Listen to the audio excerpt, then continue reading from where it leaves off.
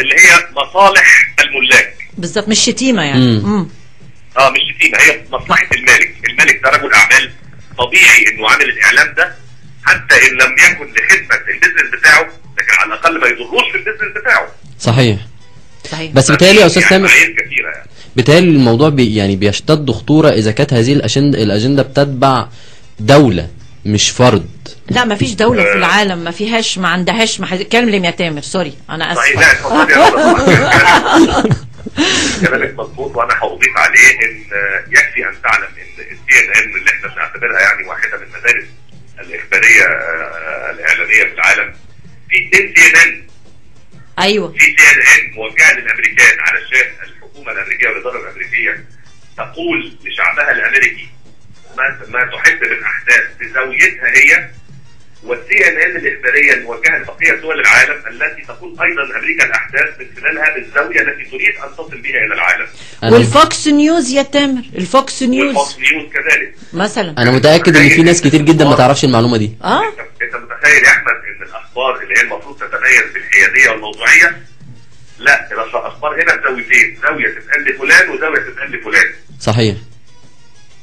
فده يعلمنا إن في النهاية مفيش حرية 100%، لكن انت قدرتك على ان انت تقول ما تعتقد انه الصح وما تعتقد انه الاقرب الى الحقيقة، هو ده اجتهادك، واجتهادك يصيب احيانا ويخطئ احيانا. تمام. طب استاذ تامر، يعني حضرتك شايف ان التحول اللي حصل في الاعلام المرئي خلال الفترة اللي فاتت او حتى الاعلام المقروء سببه الخوف؟ يعني الهجوم الشديد على النظام واحيانا اللي يتجاوز الحدود سببه الخوف من الثوار، من الرأي العام بشكل عام؟ اقول لك حاجة ويمكن رولا تقدر تفهمها كمان معايا، لانها في المسرح الاعلامي زي ما بتقول وقد تصدم بهذا الكلام. من كان يعني يزايد في اتجاه اليمين اصبح يزايد في اتجاه اليسار. بالظبط كده، بالظبط كده. لا ومن كان موضوعيا قبل الثورة ظل موضوعيا بعد الثورة. لا بس كمان في نقطة تانية يا تامر، ان دلوقتي في حالة من حالات الخوف من ان تقول ما تريد بشكل واضح برضو، لانك انت من الممكن، يعني انا مثلا من الناس اللي عندي شوية ملاحظات على حاجات بتحصل في الشارع بقولها وبكتبها في مقالي في المصري اليوم، الاقي اللي يقول لي لا بس انت كده عكس التيار. عكس التيار ليه؟ اما اقول ان الغلط غلط، اما اقول ان ده ما يصحش. هو يا اما يبقى فيه حالة نفاق كامل للثورة أسوأ من النفاق اللي كان موجود أيام النظام القديم، يا إما أبقى غلط. ده في حالة من هذه الحالة. أنا متفق معاكي تماما، عشان كده بقول لك إن اللي كان بينافق بنوع من التصنع أيام النظام هو دلوقتي اللي بينافق الثورة بنوع من التصنع أيضا وعايز يركب التيار. مظبوط، وفجاجة. لكن اللي كان في بقدر الإمكان موضوعي ايام النظام وكان بينتقد الحكومه واحنا في التلفزيون المصري ما كناش نقدر ننتقد الرئيس، بنقولها بصراحه طبعا تلفزيون الدوله وتلفزيون الحكومي وانتقاد الرئيس واسره الرئيس كان خط احمر. ولا في اي قناه خاصه يا تامر كان بالضبط. الرئيس كان خط احمر، احنا كلنا كنا عارفين ان الرئيس خط احمر. لكن في برنامجك وبرنامج البيت بيتك وبرنامج مصر النهارده وفي بعض البرامج الاخرى القليله يعني اللي تعد على صابع اليد الواحده كان بينتقد رئيس الحكومه وبينتقد صحيح، كنت لسه هقول دي. صحيح، وبننتقد وزراء وساهمنا حتى في اقاله بعض الوزراء نظرا لتقصيرهم. صحيح. فهو ده العمل الموضوعي اللي يخلينا بعد الثوره كمان نقول ايجابيات الثوره والسلبيات اللي شايفينها دون ان نخاف من ديكتاتوريه الاصوات اللي دايما تقول ان يا اما معانا يا اما لا. بالظبط، صحيح، بالظبط كده. يعني مش عايزين نعمل زي جورج بوش وقت الحرب الارهاب اللي قال لك اللي معايا يبقى ضدي. مفيش حاجه اسمها كده، في حاجه اسمها درجات السلم فيها تباين كثير جدا، وعليك ان انت تختار الدرجه التي ترى فيها توازن ما بين الاراء. مظبوط، ان لم تكن معنا فانت علينا. بالظبط كده. استاذ تامر ربنا يخلي حضرتك، بس قبل ما نقفل احنا عايزين نطمن جمهورك ومشاهديك، هنشوف الاستاذ تامر امين تاني امتى؟ يعني انا عارف بشكل شخصي ان حضرتك تلقيت العديد من العروض بعد مصر النهارده، هل اخترت خلاص ولا لسه استراحة المحارب مستمرة؟ لا، هو انا كنت مقرر، انا انسحبت من برنامج مصر النهارده يوم 2 ابريل. تمام. وقررت وقتها ان انا هظل شهر ابريل كله في حاله سكون واسترخاء كامل، علشان يعني اعيد مراقبه خريطه الاعلام وسوق القنوات. وان شاء الله يوم 1/5 هاخد قراري في اي الشاشات ان شاء الله اللي هتجمعني بالساده المشاهدين. يعني ده خبر كويس جدا. ربنا يوفقك يا تامر. ربنا يخليك يا روزا، وبتمنى لك التوفيق، وتحياتي ايضا للصديق العزيز الاستاذ عبد اللطيف المناوي. الله يخليك، هقول له شكرا يا تامر. استاذ تامر ميرسي جدا على مداخلتك، ومنتظرين حضرتك بفارغ الصبر ان شاء الله. ان شاء الله بالتوفيق يا استاذ احمد. مع الف سلامه. مع السلامه. يعني هو الاستاذ تامر اوجز بعض اللي احنا كنا عايزين نقوله، لكن خلينا برضو ما ننساش ان احنا قبل ما نخرج في الفاصل كنا بنسأل حضرتك تدي لتواصل بين الفضائيات المصرية قبل ثورة 25 يناير والشارع المصري كام من 10 قبل الثورة؟ لا مش بس الفضائيات والتلفزيون المصري، انا عايزه اقول يعني مثلا برنامج زي اخبار الناس مثلا اللي انا كنت بعمله اول ما رجعت من انجلترا. ده من البرامج اللي هو كل الناس يعني لسه حنان شومان بشكرها يعني انها ادتني حقي زي ما بيتقال، اما قالت في مقالتها عندكم ان اخبار الناس هو اول برنامج توك شو اتعمل في مصر. تمام.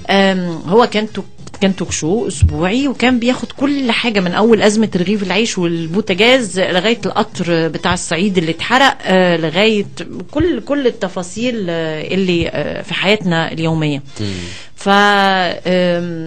والتقارير كانت موجوده. انا اظن كمان اقدر اؤكد بثقه ان نشره الاخبار اللي كانت في التلفزيون المصري في ال5 سنين الاخيره صحيح كان بيبقى فيها اخبار للرئيس وللحكومه، بس كان بيبقى فيها تقارير كتيره جدا بتهم المواطن، زي مثلا الانابيب، زي مثلا مشكله البطاله، زي اي مشاكل كانت بتوجد في النشرات. يعني لم تعد النشرات في ال5 سنين فاتت مجرد نشرات اخباريه بحته، يعني بقى فيها حتى النشرات بقت فيها ما يهم الناس. انا بالنسبه لي انا بقدر اذا كان ممكن اتكلم عن نفسي، فانا مرتبطه بالناس بشكل كبير جدا. يعني حتى يوم ما رحت اشتغل في قناه الحياه هم انا قلت لهم اختاروا انتوا العنوان، قالوا اهم حاجه يكون في كلمه الناس لانك انت مرتبطه بالناس بشكل صحيح. كبير جدا. حتى كان بيتكتب على الشاشه الحياه والناس معروله خرصه. ما هو لغايه دلوقتي هو الحياه والناس معروله خرصه اسم البرنامج. هو كده. ف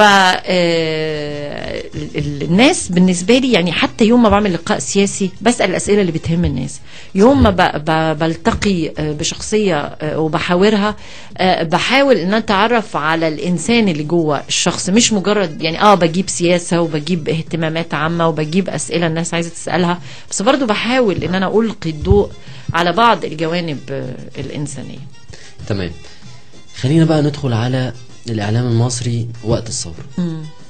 بدأت قنوات تهتز، بدأت قنوات تنقلب، بدأت قنوات أو استمرت قنوات في محابتها للنظام أو يمكن خوفها.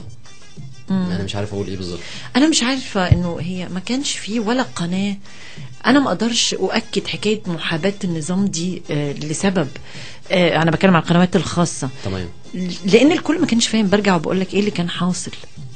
الناس كانت بتغطي يعني، بس ايه، وفي ناس ممكن خدعت، وفي ناس ممكن يعني انا برجع وبقول مثلا اللي حصل هاخد المثل الاوقع لهناء سمري وسيد علي، هكون جريئه واقول لك المثل الاوضح ان دخلت واحده على الهوا وقالت لهم انا عايزه اقول لك اعلاميا انت مش فاهم ايه اللي حاصل. واحده بتقول لك انا عندي معلومات ان انا اتدربت في جهات اجنبيه. وليه هتقول لها لا؟ ساعتها يعتبر انفراد وقتها بالظبط، لانك انت مش فاهم ايه اللي حاصل. انت قاعد في الاستوديو بتغطي، انت مش عارف ايه اللي بيحصل بره.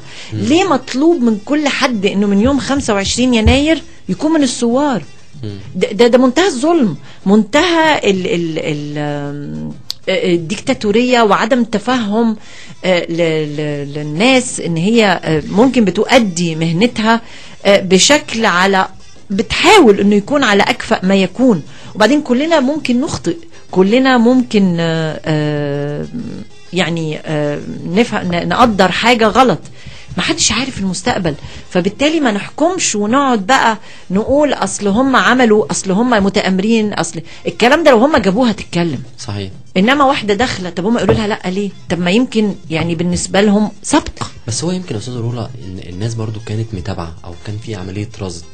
البرنامج ده من اول ما الثوره بدات، انا مش عايز اتكلم عن البرنامج، انا بتكلم على المثل. لا يعني البرامج عموما. يعني عن البرنامج ده انا بضرب مثال. انا ما قلتش اسم البرنامج. البرامج مثلا، انا فاكراك بتتكلم على 48 سنه. لا خالص. البرامج مثلا او الفضائيات بشكل عام كان في حاله رصد ليها بدءا من ثوره 25 يناير لحد وقت معين. لما الثوره بدات خلاص الامور بدات تبان ان هي بدات تنجح، فالقنوات بدات تقلب، في حاله رصد. فهو يمكن الزعل كان من النقطه دي. وليه ازعل ان من انت حاجه الاول فاتت؟ كنت بادئ ضد الثوره، ولما اتاكدت ان الثوره نجحت قلبت. اما ده معلش، ما هو برضو انا مش عايزه ادافع. يعني انا مثلا من الناس اللي من يوم 25 يناير كنت عامله حلقه بالليل، يوم 25 يناير يعني بالظبط كنت عامله حلقه بالليل. كان عندي ضيفي كان خالد البرماوي من مصراوي، ومحمد سيد صالح تمام من المصري اليوم. كنا بنعمل عن يعني المظاهرات اللي كنا مسمينها وقتها مظاهرات، واللي هيحصل والكلام ده كله. انا عايزه اقول لك اسالهم، هما الاثنين طلعوا من الحلقه قالوا لي انت هتكملي في القناه؟ ده انت يعني ده انت كده معارضه زياده يعني. صحيح. وبعد كده اشتغلت مع عمرو. عمرو كان بياخدها هزار كل يوم. انا قلت الكلام ده اكتر من مره، انه كان بيطلع يتريق على الهوا يقول لي خلاص احنا فهمنا، رولا مع التحرير، رولا بتشجع شباب التحرير. يعني انا من الناس اللي حسمت موقفي من اول يوم ان انا، ويمكن على فكره ده اللي مخليني النهارده عارفه اتكلم بقلب جامد. يمكن انا لو عارفه اتكلم وانتقد، انا موقفي كان واضح من البدايه. انا من الاول ايوه قلت انا بشجع الشباب دول، ايوه انا حتى يوم ما جبنا الولاد بتوع التحرير وكان معانا يوم الخطاب الثاني بتاع الرئيس، كان معانا بنت من 6 ابريل اللي هو تعاطف معاه الشعب المصري كله. الولاد اللي كانوا معانا كانوا عايزين انه خلاص كفايه، احنا نكتفي بهذا القدر. كانوا شباب من التحرير قالوا نكتفي بهذا القدر وهندي الرئيس مبارك، رئيس سابق مبارك، فرصه. كانوا مثلا 6 معانا في الاستوديو انا وعمرو. البنت هي الوحيده كانت من 6 ابريل قالت لن نتحرك من التحرير قبل ما يمشي الرئيس. الحلقه دي كسرت الدنيا. عايزه اقول لك كميه تليفونات جات لنا، وكميه ناس كانت متعاطفه، وكميه ناس كانت وقتها. طب انا احاسب الناس دي كلها انها كانت عايزه تدي فرصه للاستقرار؟ ما اقدرش. انا ماليش ان انا اعمل ده. صحيح. انا مجرد بنقل. وبعدين احنا عدينا من ساعه 25 يناير لغايه دلوقتي في حالات كتيره قوي عاملين زي الموج، كل شويه بيتقلب. انا ما اقدرش احاسب حد على لحظه او على فكره او على انا ابتدي بقى. وعشان كده انا كنت من اوائل الناس على فكره اللي جالي على الفيسبوك. عندنا احنا فقره بيعدها زميل خالد ثروت كل يوم خميس اسمها الحياه والناس على الفيسبوك. كنا احنا اول حد جاب فقره شيخ الشعراوي اللي هي ثائر الحق. اللي بعد كده عايزه اقول لك قنوات كتير خدتها عننا وعملتها فاصل. صحيح. احنا كنا اول برنامج على الاطلاق خدناه من عملناه في الفقره عندنا على الفيسبوك، واخدته قنوات كتير جدا عملته فاصل، والحمد لله يعني ده هي دلوقتي حتى شبكه قنوات الحياه عاملاها معمماها في مظبوط كل القنوات. بالظبط. فده حلو بالعكس، انت اما الفائده تعم اكيد ده ربنا سبحانه وتعالى. وانا عايز اقول لحضرتك برضو ان على الفيسبوك على صفحتنا مشاهد ما شافش حاجه على الفيسبوك جات لحضرتك اسئله كتير جدا، بس هنخليها طبعا في الاخر. كل تعليقات واسئله المستمعين على الفيسبوك هنقراها في الاخر. لكن عايز اقول لحضرتك برضو سؤال.